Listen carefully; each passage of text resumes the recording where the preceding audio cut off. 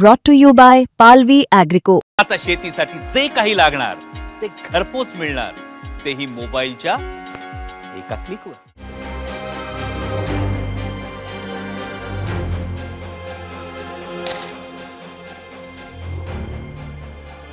दोघे चांगले मित्र, पण जमिनीच्या व्यवहारातनं दोघांमध्ये वितुष्ट आलं.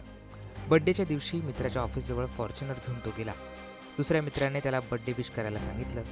तो विश करायला गेला आणि त्याचा घात झाला. मित्रानेच गोळ्या झाडून त्याची हत्या केली. ही कहाणी आहे पिंपरी चिंचवडच्या नितीन गिलबिलेची. 12 नोव्हेंबरला नितीन गिलबिलेची हत्या त्याचा मित्र अमित पठारे यांनी विक्रांत ठाकूर याच्या मदतीने केली. स्वतःच्या फॉर्च्युनर कारमध्ये नितीनला बसायला सांगून त्याच्या डोक्यात गोळी झाडली होती. त्यानंतर अमित आणि विक्रांत पसार झाले. पोलिसांनी तपास करत दोघांच्या आता मुसक्या आवळल्यात. त्याचबरोबर या गुन्ह्याच्या कटात सहभागी असलेल्या आणखी 2 आरोपींना देखील अटक केली. पोलीस तपासातून या हत्येची स्टोरी आता समोर आली आहे. नितीन गिलबिले आणि अमित पठारे हे दोघे मित्र होते. दोघांचा प्लॉटिंगचा व्यवसाय होता. जमिनीच्या व्यवसायातनं दोघांमध्ये वितुष्ट आलं होतं. गेल्या 2 महिन्यांपासून अमित नितीनच्या हत्येचा प्लॅन आखत होता. त्यासाठी अमित वाद कमी करण्याचा प्रयत्न देखील मैत्री वाढवून करत होता. 12 नोव्हेंबरला अमितचा वाढदिवस होता. त्या दिवशी त्याने नितीनच्या हत्येचा प्लॅन आखला. अमित विक्रांत ठाकूर आणि दोघांना घेऊन नितीनच्या ऑफिसवर गेला. नितीनचं वडमुखवाडी अलंकापुरम या भागात पत्र्याचं शेड होतं.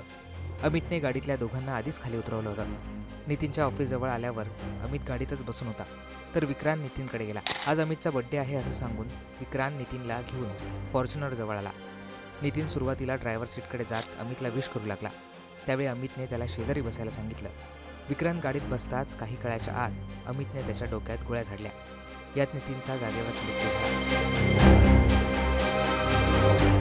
विक्रांतने त्याचा मृतदेह गाडीतून बाहेर काढून खाली फेकला. त्यानंतर ते दोघेही तिथनं पसार झाले. दरम्यान पोलिसांनी तपासाची चक्र फिरवत 4ही आरोपींना अटक केली. अमितला नितीनचा राग होता. तो नेहमी त्याच्या नावाने शिवीगाळ करत होता. त्यामुळे विक्रांतच्या मदतीने त्याने नितीनचा गेम केला. दरम्यान आता अमितच्या जवळ बंदूक कुठून आली याचा शोध पोलीस घेत आहेत.